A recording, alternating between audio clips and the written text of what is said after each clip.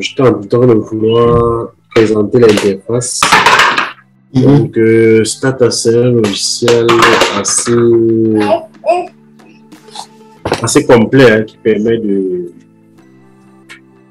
faire beaucoup de choses. Donc, bon, à regarder l'interface telle qu'il est, on ne peut pas vraiment imaginer ce qu'il faut faire. Bon, mais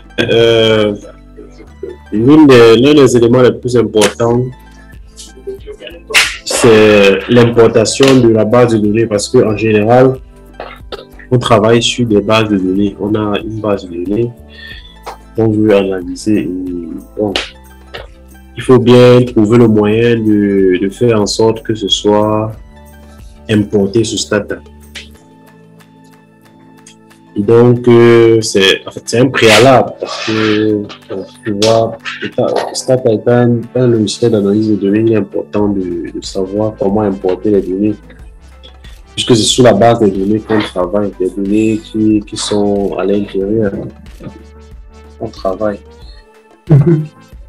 Voilà, donc pour pouvoir les faire, il faut aller dans.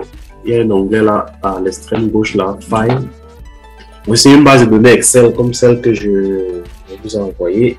Donc, je dois tout simplement aller dans File et puis cliquer sur Import et puis choisir Excel Spreadsheet. Excel Spreadsheet. Ici. Cliquez dessus. Allez, voilà. Donc là, je devrais sélectionner mon fichier Excel. Dans mon ordinateur, donc je clique tout simplement ici sur Browse. Il y a un onglet ici là. Donc, je suis en train d'enregistrer. Après, je pourrais envoyer la vidéo. Donc, je vais pouvoir cliquer ici sur Browse.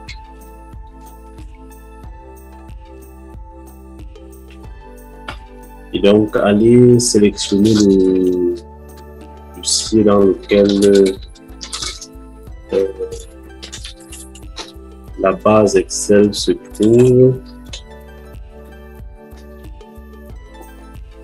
Voilà. Donc, ici, une fois j'ai cliqué et sélectionné mon dossier, mon fichier Excel, il y a quelques petits préalables. Donc, il y a deux options ici qui s'offrent à moi. Soit si je ne clique sur rien, si je clique sur OK, le nom de mes variables seront A, B, C, D, comme dans Excel. Donc, le nom de mes variables, tel que c'est ici, GDP, GFFC, ça ne va pas s'afficher sur cette forme-là. Ça va s'afficher de A, B, C. Donc, pour que ça s'affiche sur cette forme-là, il faut que je clique sur cette option. Import first row as variable name. Donc, que la première ligne soit le nom de la variable tel que c'est dans mon classeur Excel, tel que c'est ici dans mon classeur Excel. Donc, que ça s'affiche exactement comme c'est le cas ici sur le classeur Excel. Donc, si je n'avais pas coché ça, donc ça devait être tout simplement, les variables vont avoir les noms. Je vais cliquer sur OK sans cocher. Vous voyez que les variables s'affichent A, B, C. Ici, les variables s'affichent sur l'interface droite. Extrême droite là. Donc, vous voyez que là c'est A, B, C, D. Donc ça n'a pas des noms qui peuvent permettre de reconnaître la variable, sauf si on sait ce que signifie A, B, C.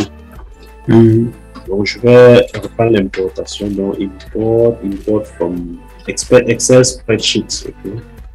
Donc browse, et puis je sélectionne ma base de données et puis je clique sur import first row as variable name. Donc je clique sur OK. Donc, il m'affiche ce message de faire parce que ce message parce qu'il y a déjà une base de données. Il me demande si je devrais continuer et perdre la base de données que j'ai enregistrée et suivi. Et vous voyez que maintenant les noms des variables s'affichent normalement. Ah d'accord, oui, je vois. GFC, F, GF, ainsi de suite. Donc, on a nos différentes variables. GDP, donc PIB, GFF, GFCF, General Government Final Consumption, pourcentage du PIB, General Government Final Consumption Expenditure, GDP Growth, Growth Fixed Capital Formation, Private Sector, et puis General Government Investment. Voilà. Ce sont les variables macroéconomiques sur lesquelles nous allons travailler tout à l'heure. Mais bon, pour présenter l'onglet de Stata, comme c'était prévu, donc à part le fichier importer les données ici dans File, on peut également chercher une base de données Stata existante. Donc, si j'ai une base de données qui est déjà enregistrée, parce que cette base ici que j'ai importée au format Excel, je peux l'enregistrer au format Stata. Par exemple, ce Stata, son format de données qui n'est pas comme celui de Excel, ou bien de R, ou bien de format de Windows. Donc, je peux, si je veux enregistrer cette base de données au format Stata, donc, pour le faire, je vais tout simplement aller dans File et puis cliquer sur Save As. Save As. Save As.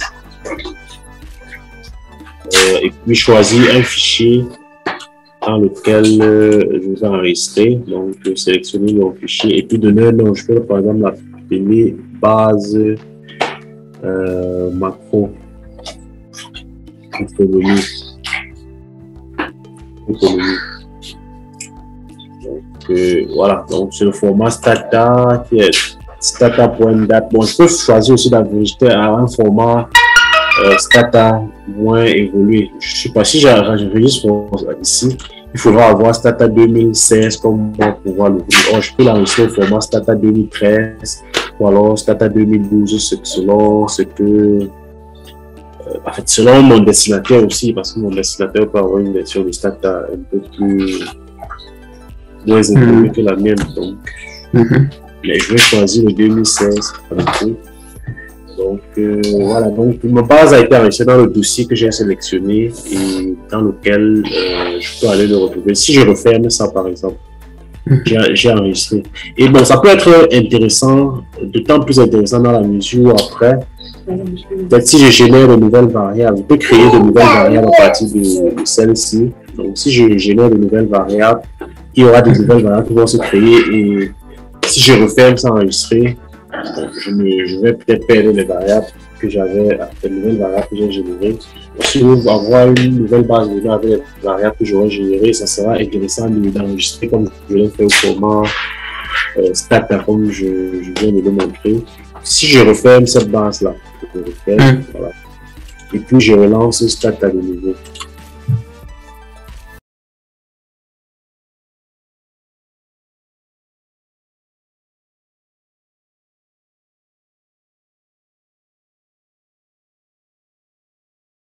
Importer une base de données au format Excel, on venait ici dans le file et puis on cliquait sur import, voilà. Donc, on peut sélectionner Excel Spreadsheet, mais si la base est par exemple au format texte, je peux cliquer ici. Si c'est un format SPSS, je peux cliquer ici. Si c'est un format SAS et ainsi de suite. Par contre, si c'est un format Stata comme c'est le cas actuellement, je peux tout simplement cliquer ici sur le symbole du dossier qui est là, Open. Donc, je clique là. Et puis, je pars dans ma base de données. Voilà, donc j'ai ma base de données que j'ai enregistrée au nom tout à l'heure. J'ai enregistré sur le nom de base macro. Donc, si j'ouvre là, vous voyez que c'est la même base qui est là. Sauf qu'elle était enregistrée au format Stata. C'était plus la base Excel de départ. Voilà, donc c'est un peu tout ce qui est de l'importation. Bon, maintenant, au-delà de l'importation, il y a beaucoup de choses qui... Bon, c'est un logiciel dans lequel, dans la plupart des cas, la plupart des temps, on programme pour pouvoir avoir des résultats. Mais au-delà de la programmation, on peut aussi faire beaucoup de choses manuellement. Et lorsqu'on travaille manuellement, on peut aussi récupérer le code qui a permis de faire la tâche en question. Donc, il y a beaucoup de choses. Il y a par exemple data ici. Je peux aller dans bon, si je veux par exemple voir ma base de données sur Stata, comme c'est visible ici sur Excel, je peux par exemple la voir comment elle s'affiche ici sur Excel. J'ai ici dans ce symbole-ci Data Editor. Je clique sur Data Editor. Vous voyez que la base s'affiche exactement comme c'était le cas sur Excel tout à l'heure. On peut avoir les noms des variables et fonctions. Bon, ben, le seul problème ici, c'est que si on avait par exemple une base de données qualitative où on avait des données du genre tel sexe, masculin, féminin, bon, ici on aura juste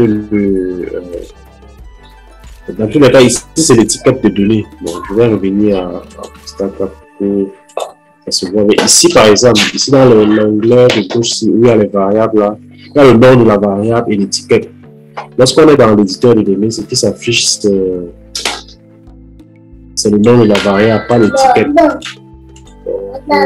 En fonction du codage qu'on avait donné lorsqu'on conservait par exemple le masque de saisie de données, le nom qui apparaît, le nom de la variable ici peut être différent de l'étiquette qui est ici, du label. Mais bon, c'est pas très important. Avec le temps, on va certainement en savoir plus. Et on peut par exemple, il y a un onglet ici pour les graphiques. Donc, on peut venir ici dans le graphique par exemple. Si on par exemple on peut par exemple faire une time série graphique d'une série temporelle. Par exemple, une ligne, on peut choisir le type de graphique qu'on veut. Je vais ici par exemple choisir une ligne, line plot. Et ici, il va falloir créer mon graphique. Donc, la ligne, ma variable, ici c'est la variable y variable. Je vais sélectionner par exemple le PIB. Dans line property, je peux changer les propriétés de la ligne. Je peux faire un certain nombre de. Bon, je vais laisser la valeur par défaut. Donc, je vais tout simplement cliquer sur Accept et puis je clique sur OK.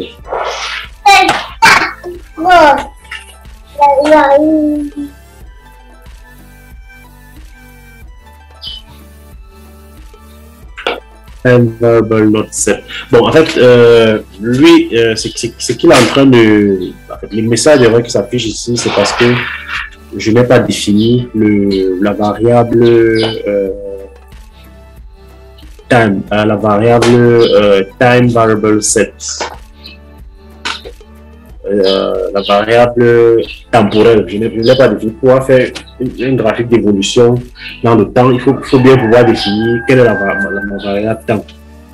C'est pour ça que ce message d'erreur rouge s'affiche. Il me fait des suggestions d'utiliser la commande TSS7 et puis name variable, donc nom de la variable. C'est pour ça que je vais venir ici dans la commande, dans la guide de commande ici en bas.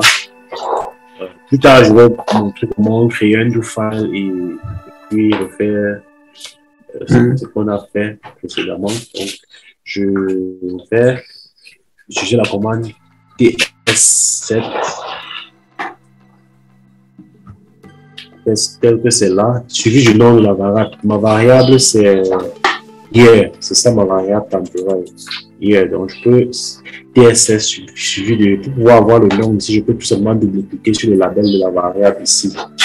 Dans l'onglet où il y a les variables, donc j'ai ma commande TSS7 et puis suivi du nom de la variable, espace nom de la variable TS7, donc je clique sur OK. Donc là, la variable temps a été bel et bien définie. Donc tout à l'heure, lorsqu'on avait fait notre commande, on était allé dans le graphique et tout et tout. Voilà la commande qui permettait de faire le graphique en question. Tout en parenthèse, TS line et puis GDP. Maintenant que j'ai défini la variable temporelle. Maintenant, à défaut d'aller dans le graphique et puis faire la même chose que tout à l'heure, je peux tout simplement copier le code qui avait été généré et puis je colle dans l'invue de commande. Si je clique sur Entrée, il va produire tout simplement le graphique, le PIB. Donc, on peut voir ici le graphique de l'évolution du PIB. 1982, il y avait une petite augmentation. En 1982, partant de 1982, il y avait une petite augmentation. Et puis, chuté jusqu'aux années 94 avec, je pense que les données du Cameroun ici, il y avait la dévaluation du franc CFA. C'était presque le même scénario partout en Afrique. Et après, on a assisté à une montée du PIB. Donc, ceci étant fait, je vais profiter pour montrer comment créer ce qu'on appelle un do file. Parce que tout à l'heure, bon, j'ai fait des choses manuellement et après j'ai récupéré les codes qui permettaient d'exécuter ces commandes-là.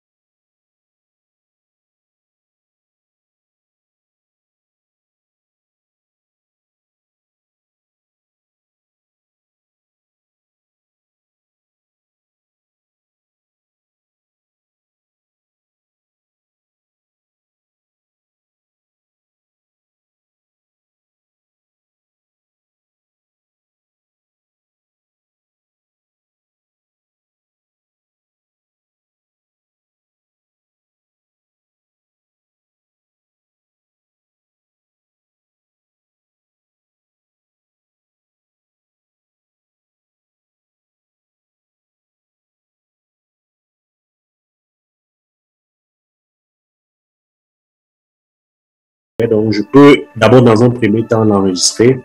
Ou alors, pour le moment, je ne peux pas encore l'enregistrer parce que je n'ai pas encore saisi de commande. Donc, je vais recopier, par exemple, ma première commande, la commande qui m'a permis de générer ma variable temporelle qui est là. Je copie. Et puis, je viens coller dans mon do file. Donc, je peux pouvoir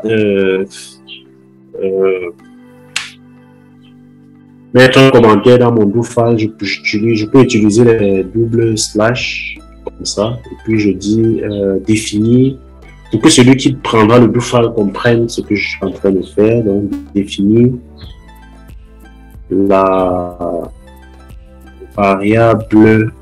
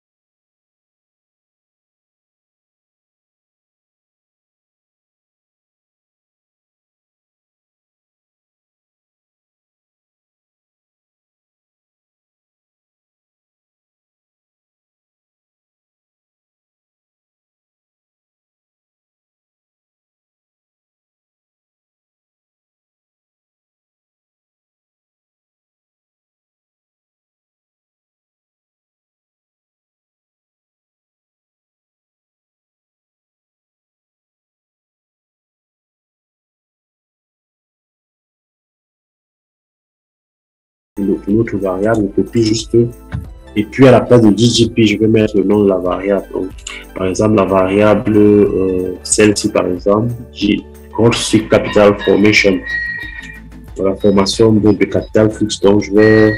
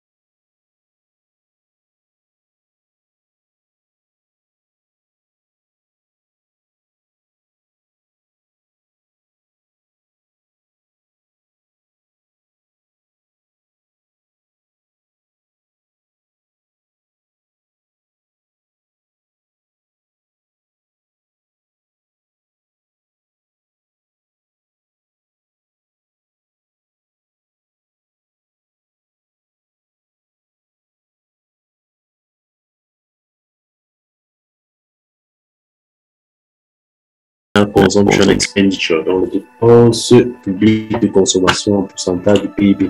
Donc voilà son évolution sur la période en question. Voilà, donc j'ai l'avantage d'avoir mon file, je peux l'enregistrer et puis plus tard l'utiliser. Si voilà, peut-être je suis en train de rédiger mon mémoire, je fais les deux files de mon. Si plus tard, peut-être mon encadreur me donne d'autres orientations, je peux venir tout simplement, à défaut de refaire à zéro, je reviens juste dans mon deux file et puis je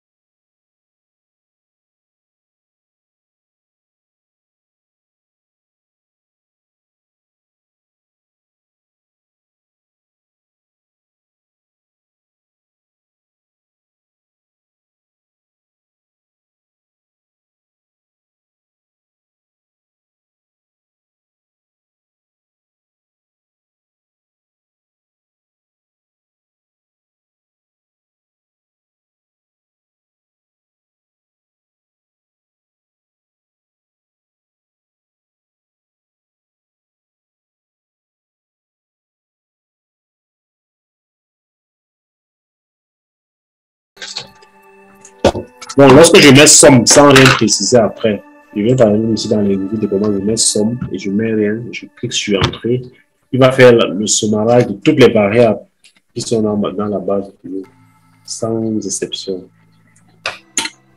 Donc, les statistiques qui sont données sont notamment le nombre d'observations, la moyenne, les cas types, le minimum et le maximum. Donc, chaque fois, il faut toujours que j'enregistre mon do file, de telle sorte que plus tard, je peux l'ouvrir. Je peux par exemple refermer mon do file maintenant. Si je veux l'ouvrir, il me suffit juste de venir ici. Donc, juste en bas de file, là, il y a un symbole de dossier, là, je clique dessus. Et puis, je pars dans mon dossier, je sélectionne, je l'ai appelé do file tuto. Voilà, et vous voyez que mon do file réapparaît avec tous les éléments qui avaient été enregistrés à l'intérieur. Donc, c'est aussi simplement que ça. Bon, et les statistiques descriptives, c'est important même dans la rédaction parce que donc, il va falloir certainement faire des graphiques, voilà, faire des graphiques, faire des tableaux comme celui-ci où il va falloir être représenté les caractéristiques, les tendances centrales de dispersion des différentes variables, que ce soit la moyenne, les cas types et autres. Donc, dans l'onglet statistiques, au-delà des statistiques sommaires, il y a la deuxième option, par exemple, c'est Linear Model and Related. Là, c'est la régression linéaire. Bon, je suppose que ça vous dit. Ça vous dit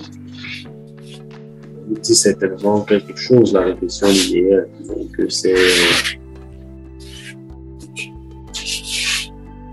ça consiste, comme vous le savez, à régresser une variable qu'on appelle variable dépendante sur un certain nombre d'autres variables appelées variables indépendantes pour voir l'effet que les variables ont sur la variable dite dépendante.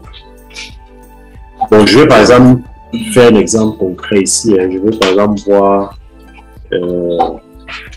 l'effet des dépenses publiques sur la croissance économique.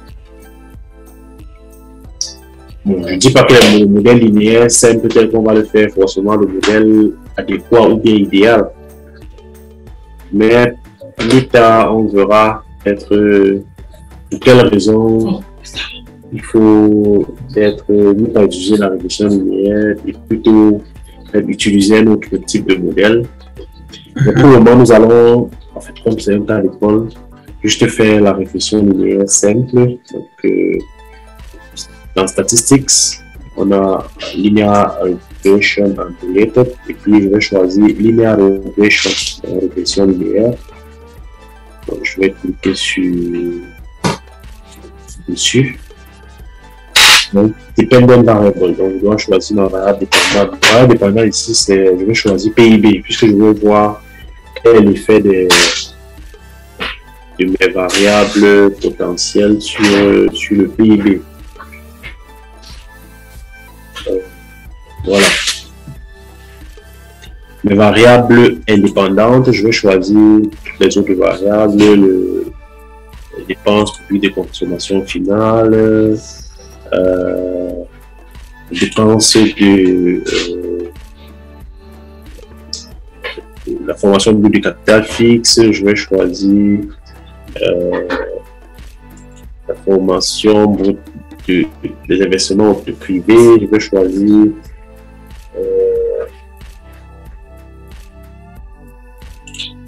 ça c'est General Government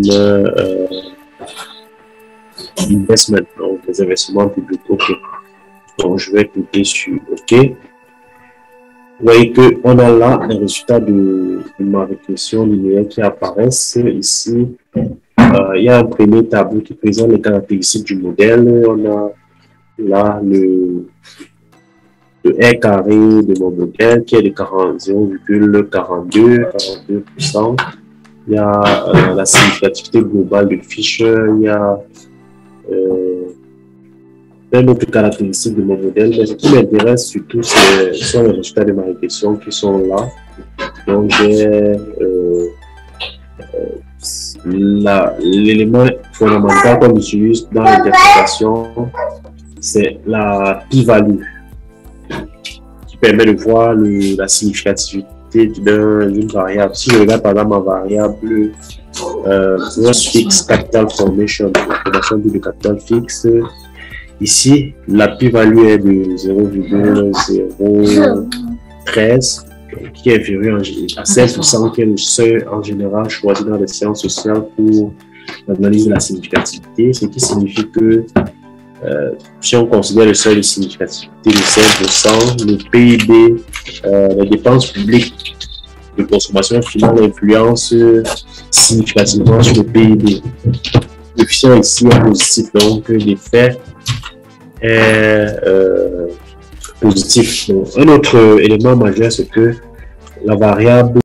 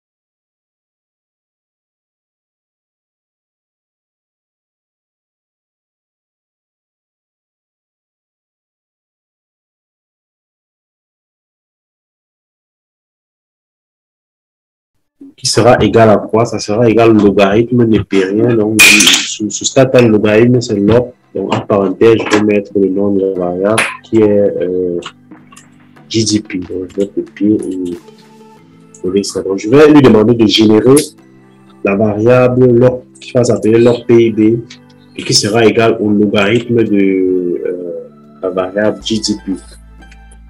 Donc, si j'exécute, je sélectionne et j'exécute, on voit bien que la variable, nouvelle variable log GDP a été généré, qui est là.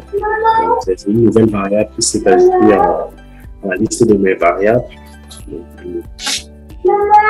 si dans mon modèle, par exemple, je peux maintenant faire une nouvelle régression dans laquelle ma variable dépendance sera le logarithme du PIB. Donc, je vais faire une nouvelle régression.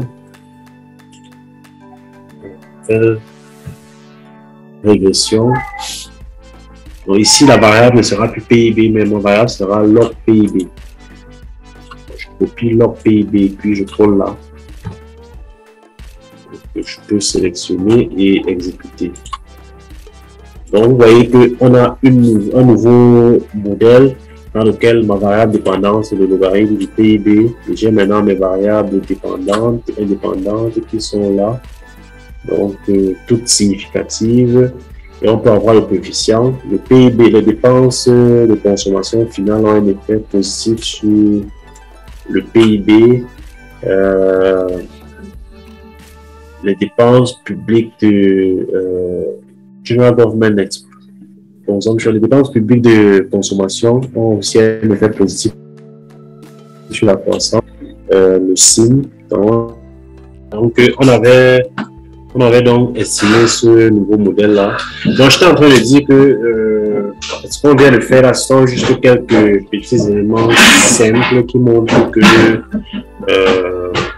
StatHouse peut faire beaucoup de choses en partant de l'importation de données, en faisant des petits graphiques, créant des do-files pour pouvoir coller nos commandes. Vous voyez que depuis qu'on a commencé, on vient de remplir tout un do-file où on pourra avoir les statistiques descriptives, à la fois les graphiques, les tableaux de résumé des différentes statistiques descriptives. On pourra avoir même la régression de nos différentes équations. Peut-être plus tard, on pourra voir peut-être comment regarder les éléments sur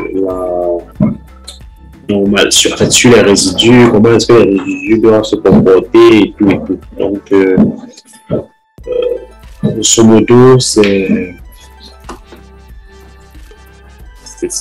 quelques petits préalables qu'il faut avoir lorsqu'on veut maîtriser Stata et pouvoir l'utiliser pour faire des tâches un peu plus complexes que ce qu'on vient de faire.